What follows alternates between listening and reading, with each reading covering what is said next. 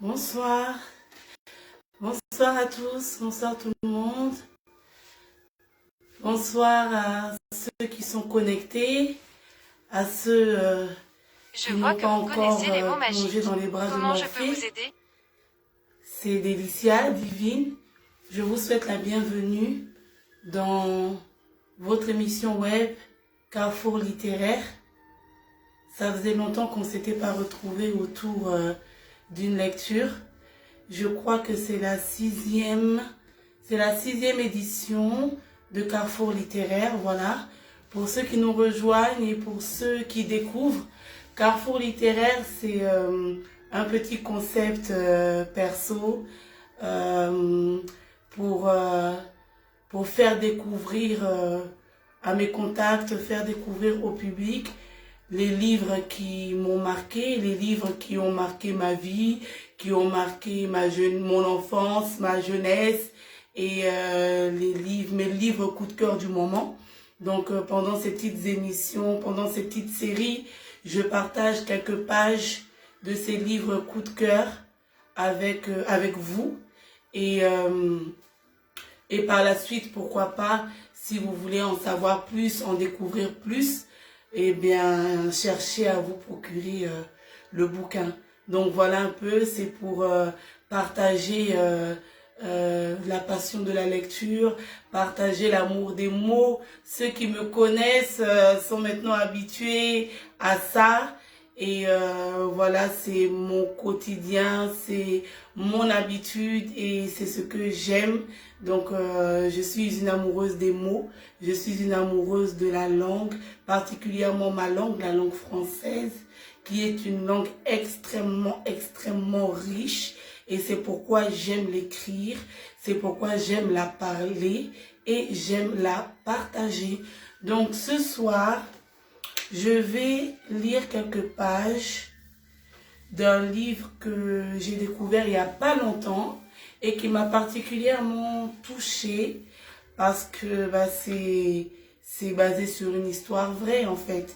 C'est une femme, Agathe, qui raconte son histoire d'amour avec Félix. Pour ceux qui étaient connectés hier pour l'émission Divine spéciale Nuit de la lecture, j'avais présenté ce livre et aujourd'hui je vais vous en lire quelques pages pour vous le faire découvrir et susciter, qui sait, l'envie, susciter chez vous l'envie de pouvoir en savoir plus et de pouvoir vous le procurer. Donc voilà le livre de ce soir. On voit pas très bien, on voit pas très bien la couverture. Voilà les quelques pages que je vais lire ce soir. C'est le livre d'Agathe Mabiala, Parfum de mangue mûre.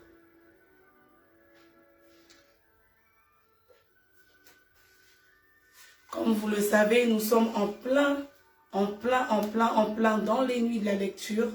Les nuits de la lecture, cet événement national qui a pour but de promouvoir le livre, de partager le plaisir de lire.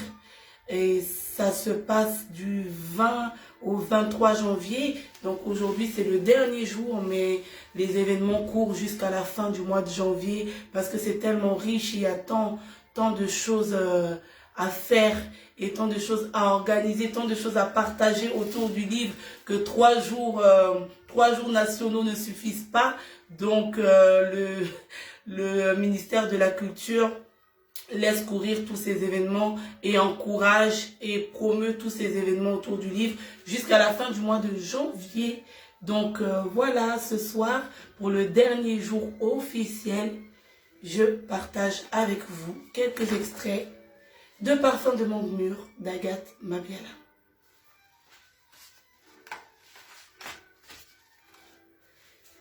Chapitre 1, à cœur ouvert. La clé tournait dans le trou de la serrure sans la moindre résistance. Dès que la porte d'entrée fut ouverte, je jetai un coup d'œil sur le sol. Avant toute chose, je tenais rapidement à m'assurer que sous la poussée de ma clé, celle de l'intérieur avait fini par glisser derrière la porte. Mais sur la moquette en velours vert tendre qui tapissaient le couloir, il n'y avait pas de clé. J'avais pourtant la certitude de l'y avoir laissée la veille avant de quitter les lieux. Où était-elle donc passée? Ce n'était pas la clé qui était précieuse, c'est sa disparition qui était mystérieuse. Tout à coup, une surprenante frayeur s'empara de moi. J'épongeais du revers de la main mon front moite sur lequel perlaient subitement de grosses gouttes de sueur matinale. Julie, mon Dieu, faites qu'elle ne soit pas sortie. Je fonçai droit dans sa chambre. Le lit était complètement démonté. Les draps traînaient sur le sol soigneusement cirés la veille, mais pas de Julie dans la chambre. Julie, où êtes-vous? Répondez-moi, je vous en prie. Mais Julie ne répondait pas. D'habitude, à 8 heures du matin, Julie était encore dans son lit. Elle ne se levait pas avant que je n'arrive. Je n'étais pas très matinale, mais j'arrivais toujours avant la femme de ménage qui, elle, commençait son service à 9 heures. Tous les soirs, c'était le même rituel. Julie allait sagement dans son lit après avoir pris le cachet que je m'arrangeais toujours à lui présenter après la toilette du soir. Une fois engouffrée dans les draps brodés de son lit qu'elle affectionnait tant, elle ne se réveillait pas jusqu'au matin. Dormir était la seule source de plaisir qui lui restait. Quand tout allait bien, Julie ne se lassait pas de me répéter que ses draps sentaient bon le linge séché au grand air, que sa veilleuse était le cadeau de mariage de sa grand-mère et que ses oreillers étaient un souvenir que Charles avait ramené de son premier voyage de Chine. Je l'écoutais sans broncher, persuadé que ce discours assidu ne visait qu'un but, me retenir à ses côtés. Car la nuit tombée, Julie avait peur de tout ce qui bouge, même de son ombre. Il y a à peine 3 mois, elle partageait encore ce luxueux appartement avec son petit Charles, comme elle l'appelait. Petit Charles était son mari de 20 ans, son aîné. C'est un appartement qu'elle avait su meubler avec goût et beaucoup d'amour pour l'art et pour Charles. Des tableaux, des bibelots de toutes origines et de toutes tailles, jonchaient les murs et pendaient même du plafond. Patron d'une entreprise familiale de confection d'uniformes, petit Charles voyageait beaucoup. Il allait partout pour proposer ses modèles à toutes les armées du monde, à toutes les polices et à tous les hôpitaux. Enfin, à tous les professionnels qui exercent en uniforme. De ces nombreux voyages, il ramenait des tas de souvenirs. Déjà, lorsqu'il vivait seul et quand il a rencontré Julie par la suite. Entre Julie et Charles, c'était vraisemblablement une belle aventure amoureuse. À en juger par tous les souvenirs présents dans l'appartement du couple, tous ces objets constituent à n'en point douter un mode d'expression, celui de l'amour. La maladie, puis la mort de petit Charles, survenue à l'âge de 85 ans, ont laissé des marques profondes chez Julie, qui avait du mal à s'en remettre, malgré toute l'affection dont elle était entourée. Par moments, elle donnait l'impression de vivre sur une autre planète. Pour ses proches, elle perdait la tête. Mais moi, j'étais convaincue que les choses finiraient par rentrer dans l'ordre.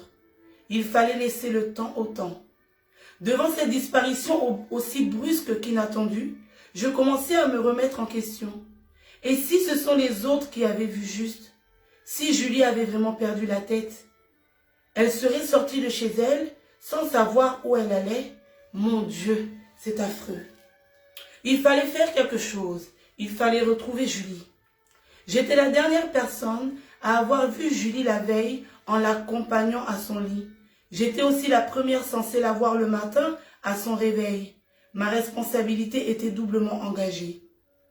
Du séjour à la chambre des enfants, de la cuisine à la salle de bain, il n'y avait pas de trace de Julie, même pas l'odeur de son parfum préféré. Julie avait disparu. Il fallait en informer quelqu'un, son médecin traitant, sa femme de ménage peut-être, un de ses enfants ou les deux. Je n'étais plus sûre de rien. Pourtant, les coordonnées de tout le monde étaient en ma possession, mais dans la panique, je tournais et retournais les pages de mon calepin sans résultat. Pendant plus de 2 ans déjà, j'exerçais les fonctions d'auxiliaire de vie auprès du couple qui en avait fait la demande à l'association qui m'employait. Petit Charles était alors au plus mal de sa forme, mais jamais auparavant je n'avais eu besoin d'appeler qui que ce soit.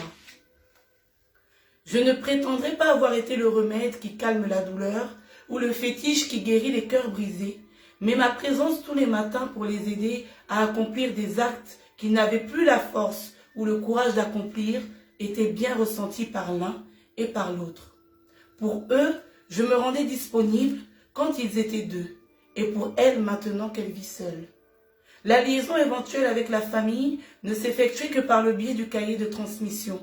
Subitement, je me ravisais qu'à l'étage du dessus, sur la porte entièrement vitrée du bureau, était collée une feuille de papier avec des adresses téléphoniques. Personne n'avait plus jamais ouvert cette porte depuis la mort de Charles. Ils ont travaillé toute leur vie dans ce bureau, lui comme directeur, avec elle comme secrétaire. Je trouvais bien un numéro de téléphone utile sur cette feuille. Je trouverai bien un numéro de téléphone utile sur cette feuille, me dis-je en tremblant. Mon assurance me lâchait, mes jambes tremblaient comme une feuille de papier. Je montais 2 à 2 les marches. Il n'y avait pas de temps à perdre, car si Julie avait réussi à sortir, il était urgent de tout mettre en œuvre pour la ramener à la maison. Surtout que personne ne pouvait dire depuis combien de temps elle était dehors. Le couloir et les marches de l'escalier menant à l'étage étaient entièrement recouverts de moquettes, si bien, quel que fût le rythme de mes pas, aucun bruit n'était perceptible. À ma grande surprise, le bureau à l'étage était grandement ouvert et Julie, en plein milieu de la pièce, le dos tourné à la porte, ne se donna même pas la peine de se retourner au son de ma voix. Mon angoisse s'estompa par la seule vue de la silhouette fine de cette femme de 65 ans, à laquelle l'âge et le deuil n'avaient rien ôté. Les faibles rayons du soleil d'hiver qui se frayaient un chemin entre les étagères de la bibliothèque, garnie de livres entièrement illustrés, donnaient à sa chevelure un aspect si argenté que j'eus l'impression de me retrouver face à un ange. La pièce, demeurée close depuis 3 mois, sentait encore ce tabac à l'arôme de menthe dont Charles bourrait machinalement sa pipe avant d'examiner un de ses innombrables dossiers qui peuplaient sa table de travail. De la fenêtre, elle aussi grandement ouverte, on pouvait apercevoir au balcon quelques pigeons audacieux qui se disputaient devant ses yeux le grain abandonné dans un petit vase en terre cuite. Mais ce n'étaient pas les oiseaux que Julie regardait. Son regard vide, son teint livide, ses lèvres desséchées par l'air froid, prouvaient à suffisance qu'elle était épuisée par de nombreuses heures de station debout. Pour s'en rendre compte, il suffisait d'observer l'image que le miroir du mur d'en face renvoyait d'elle. Depuis combien de temps était-elle là? Avait-elle seulement fermé l'œil de la nuit? Je m'en approchai instinctivement, sans la moindre hésitation. « Venez vous asseoir, Julie, en lui montrant le siège le plus proche. Vous devez être bien fatiguée. » Elle protesta violemment, mais ne refusa pas de me suivre. « Laissez-moi tranquille, vous ne comprenez pas, vous ne pouvez pas comprendre. Personne ne veut comprendre, » répétait-elle en me suivant. Je la laissai sangloter un bon moment avant de renouveler mon offre. « Asseyez-vous là si vous voulez. »« Vous ne comprenez pas, » répétait-elle. « Si, Julie, je vous comprends. Je connais ce qu'est la douleur lorsqu'il n'y a plus espoir de retrouver un être cher. Moi aussi, je suis passée par là. » À ces mots, elle sursauta si brutalement que j'eus la sensation qu'elle allait se jeter sur moi. « Quoi? Vous voulez dire que vous aussi? » ?»« Mais non, ce n'est pas possible, vous êtes trop jeune. » »« Hélas, oui. Il y a bientôt 13 ans, j'en avais 45 et lui 50. »« Vous êtes veuve ?» insista-t-elle tout en s'asseyant enfin. « Mais vous ne me l'avez jamais dit. »« À quoi bon ? » Vous savez, Julie, si tout le monde connaît la signification de ce mot horrible, beaucoup ignorent ce qu'il y a comme dose de souffrance et de douleur derrière. Si c'est pour s'entendre répéter à chaque fois « Je suis désolée », je ne préfère ne rien dire. Je préfère ne rien dire. Je n'ai besoin de la pitié de personne. Mais 45 et 50 ans, c'est jeune. Mon Dieu, vous avez dû souffrir. Elle avait l'air si paniquée. Était-ce ce qu'elle venait d'apprendre ou sa propre situation qui la secouait à ce point?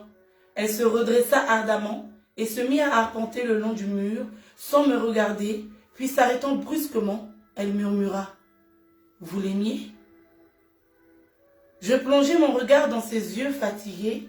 En d'autres circonstances, je n'aurais pas répondu. Comment lui expliquer qu'en 24 ans de vie commune, je n'ai eu Dieu que pour lui, je n'ai connu que lui, que je l'ai aimé du plus profond de moi-même, ça paraissait si évident. Mais Julie ne savait plus ce que c'était que l'évidence. Je l'avais compris.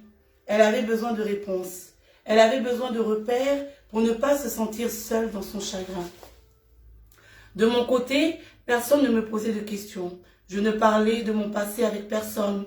J'avais comme l'impression qu'autour de moi, j'étais cette femme qui avait eu un terrible choc 13 ans auparavant, alors que moi, je vivais ce drame du double deuil tous les jours. Je me couchais avec, je me réveillais avec. Il faisait tout simplement partie de moi-même. Il était tout ce que j'avais de plus cher. Il m'aimait comme personne ne m'a jamais aimé. Je l'aimais.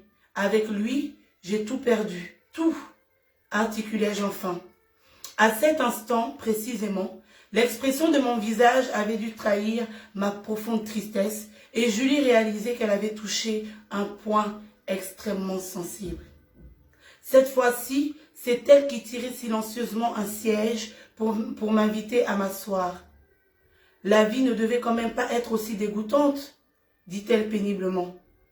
La voyant prendre le téléphone pour faire reporter le rendez-vous qu'elle avait avec la coiffeuse, j'intervins aussitôt. Il est à peine 9 heures, Julie. Nous pouvons encore y arriver pour 9h30. Honnêtement, ce matin, ni l'une ni l'autre n'avons le cœur à aller s'exhiber dans un salon de coiffure. N'êtes-vous pas de mon avis? Je haussai les épaules en guise de réponse. Elle se dressa nerveusement et à pas feutrés se dirigea vers la fenêtre une seconde fois, à l'allure de quelqu'un qui manquait d'air. Elle se mit à tirer davantage les rideaux, qui ne pouvaient malheureusement pas aller plus loin. Dans la rue, la circulation s'intensifiait, le bruit aussi. Sans se retourner, elle déclara comme si elle s'adressait à un passant. « Nous nous sommes côtoyés pendant plus de 2 ans, sans que je ne me rende compte que vous aussi vous avez souffert. J'ai tout focalisé sur ma propre douleur, comme si les autres autour de moi n'étaient pas capables d'émotion. J'en suis sincèrement navrée. Chez vous, c'est si récent, murmurai-je.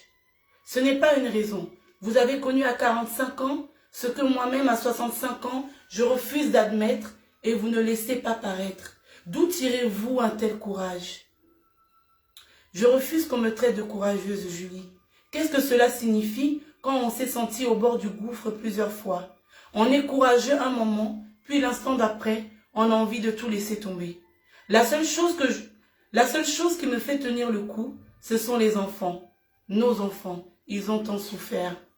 Ensuite, je me dis que mon mari a laissé tant de travail inachevé. Le plus grand plaisir que je peux lui faire, ce n'est certainement pas, le plus grand plaisir que je peux lui faire, ce n'est certainement pas d'aller le rejoindre au plus vite, mais de continuer l'œuvre qu'il a commencée. Julie m'écoutait sans l'interrompre. Elle revint s'asseoir en face de moi, dans le fauteuil qui avait été celui de son mari.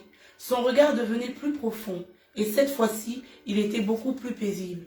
Visiblement, elle n'avait pas envie de mettre fin à une conversation dans laquelle elle se reconnaissait probablement à bien des égards. « N'avez-vous jamais pensé à refaire votre vie? Vous êtes encore jeune. » Y penser? Pas vraiment. Des opportunités se sont souvent présentées et je me suis dit, pourquoi pas? Mais pour oser s'engager une nouvelle fois, il aurait fallu ne pas avoir connu un Félix auparavant. Il était si sensible, si imprégné du sens du partage. Il avait une si grande considération pour la femme, pour moi, sa femme. Avant lui, je n'avais pas trouvé un homme comme lui. Après, c'est encore plus difficile. Au fur et à mesure que les souvenirs défilaient dans ma tête, je pinçais le bout de mes lèvres pour retenir les larmes qui alourdissaient mes paupières. Rapprochant davantage son fauteuil, Julie saisit avec douceur une de mes mains Elle saisit avec douceur une de mes mains tremblantes dans les siennes et me dit « Racontez-moi votre histoire, Agathe. Je suis sûre que derrière le mauvais souvenir laissé par le deuil se cache une histoire d'amour passionnante. » Je ravalai plusieurs fois une salive devenue trop visqueuse comme pour déceler un quelconque passage indispensable aux mots enchevêtrés dans ma gorge nouée. Mes yeux, pour absorber des larmes impatientes, firent plusieurs fois le tour de la pièce pour se poser enfin sur la photo de Charles, juste au-dessus de la tête de Julie. Je ne l'ai jamais connu avec ce sourire de la photo. Il était déjà trop malade quand je suis arrivée chez eux.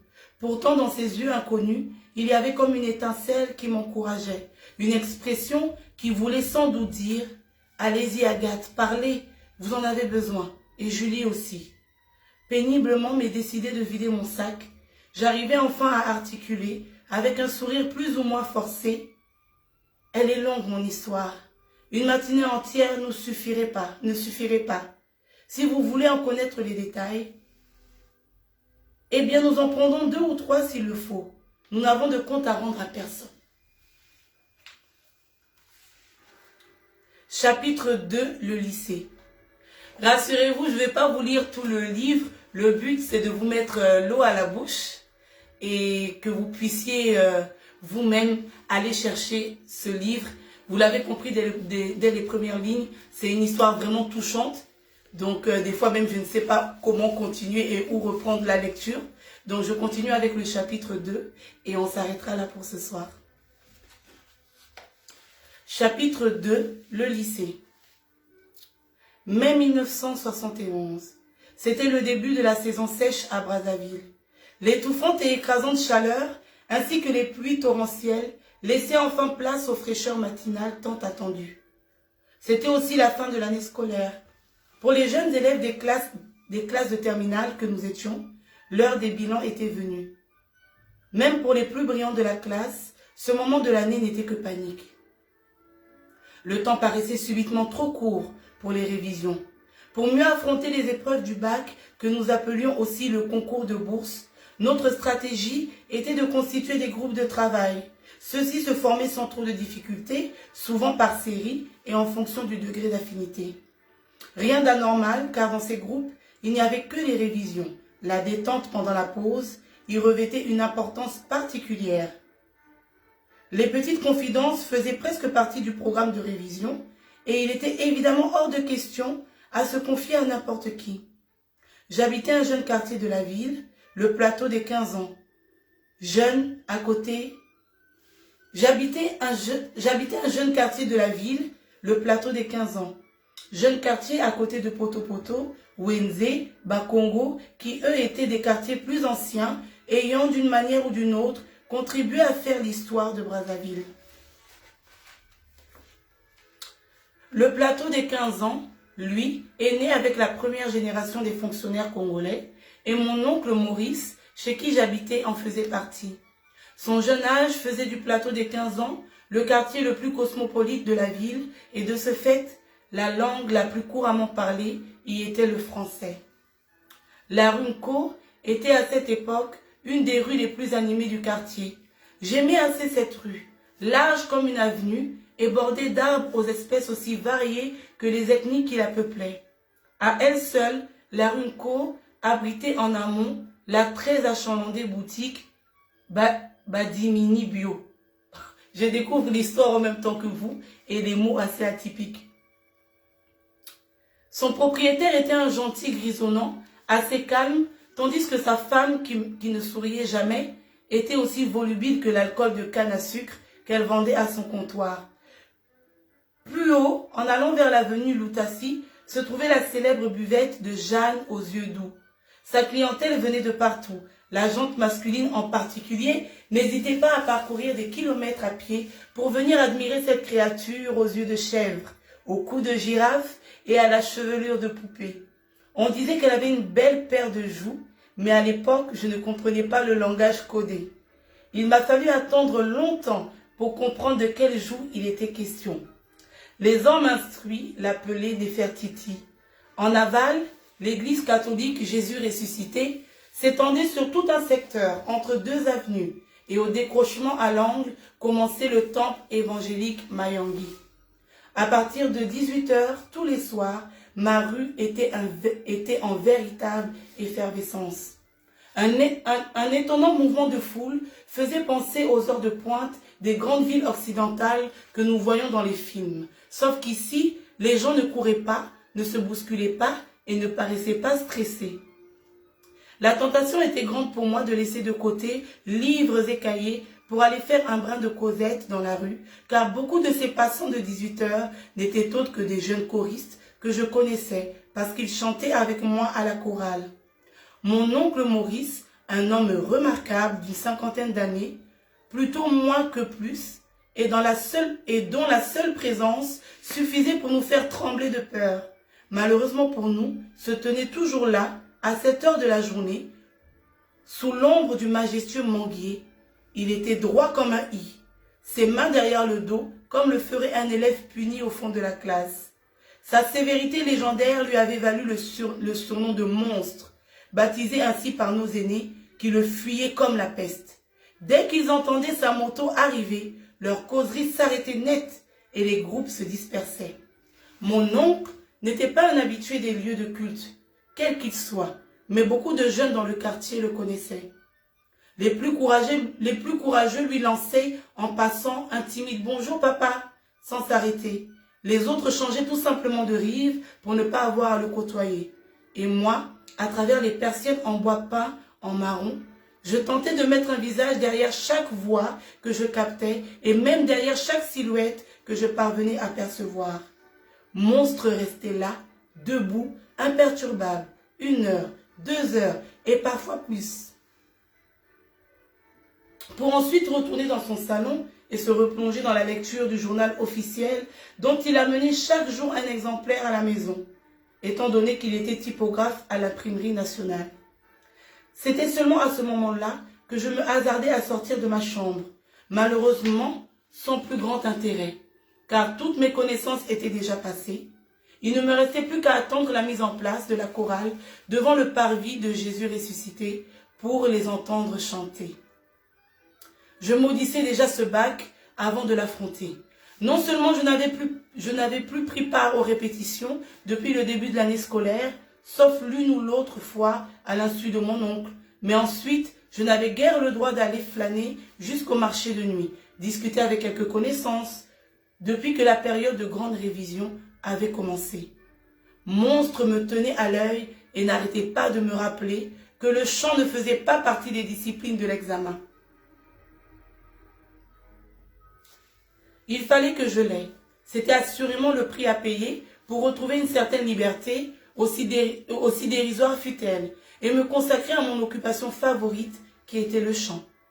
La résolution était prise, mais pour la tenir, il y avait du chemin à faire, des révisions et encore des révisions, des privations aussi. À 10 jours du début des épreuves, nous constations avec angoisse que notre groupe de travail n'était pas suffisamment avancé dans le programme. Le bouc émissaire était vite trouvé. Nous en avions même trouvé 2, le bruit de la ville et la télévision.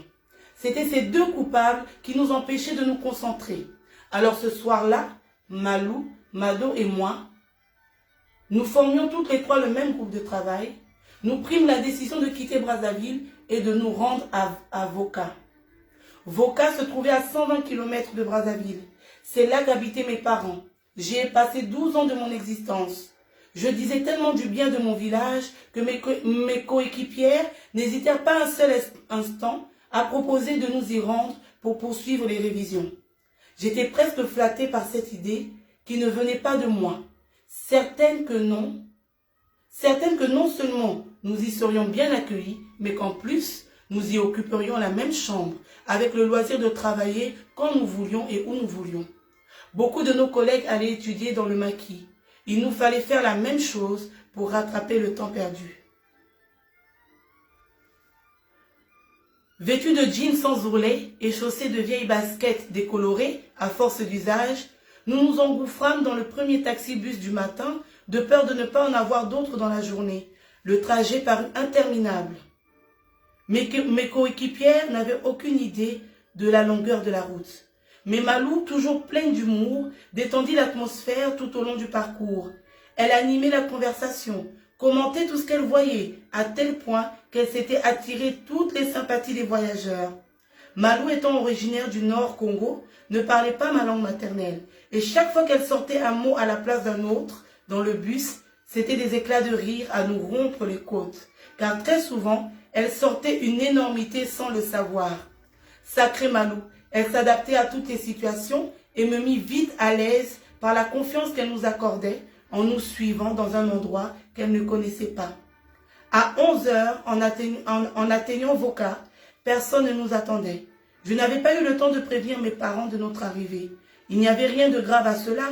Je savais que notre maison était rarement fermée à clé et dans le cas où elle aurait été, je savais où aller rejoindre mon père. Après un repas froid tiré de notre sac à provisions, chacune disparut dans la vaste nature, qui avec un livre, qui avec un classeur. La journée était calme mais bien ensoleillée. La sempiternelle bise de saison sèche était elle aussi au rendez-vous, si bien que le soleil dans ce coin-là est rarement agressif à cette période de l'année. On n'entendait que le chant des oiseaux, passant bas, au-dessus de nos têtes, sans doute pour nous souhaiter la bienvenue, à moins que ce fût le mécontentement de quelques couples d'oiseaux dérangés dans leur intimité. Dans la nature, on pouvait étudier à haute voix, d'autant plus qu'il n'y avait aucune communication entre nous. Nous ne pensions à rompre avec celle-ci que lorsque les i commençaient à se confondre avec les u, c'est-à-dire à l'approche du crépuscule. Maman, en rentrant à la maison, avait compris qu'il y avait des visiteurs à la vue de nos gilets laissés pêle-mêle dans le salon. Elle avait déduit que ces visiteurs étaient des femmes. Malgré toute la fatigue accumulée, elle s'était empressée d'apprêter ma chambre et de nous y installer. Sans doute avait-elle aussi deviné que je faisais partie de la bande, car pour se permettre d'instaurer un tel désordre chez elle, il aurait fallu dans le lot la présence d'une personne qui s'était bien sentie chez elle. Le soir, après de courtes présentations, nous dévorâmes avec appétit du poulet à la braise que maman s'était donné la peine de préparer pour nous avant de retourner à nos cahiers dans la chambre. « Les filles, il est minuit passé, on fait une pause, sinon les têtes vont exploser » s'écria Marie-Louise. « Oh non, j'ai encore 2 paragraphes à terminer avant la simulation de demain. J'ai peur des impasses, je tombe toujours dessus » rétorqua Madeleine. « Faites ce que vous voulez, moi je vais dormir, je tombe de sommeil » dis-je pour couper court. Mais au lieu de dormir, une grosse discussion s'engagea sur le déroulement des épreuves orales et sur les professeurs qui devaient nous les faire passer. Voilà pour ce soir, je m'arrête là.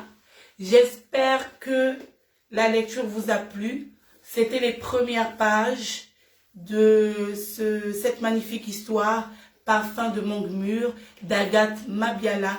Je vous invite à vous le procurer. Il est disponible à la FNAC.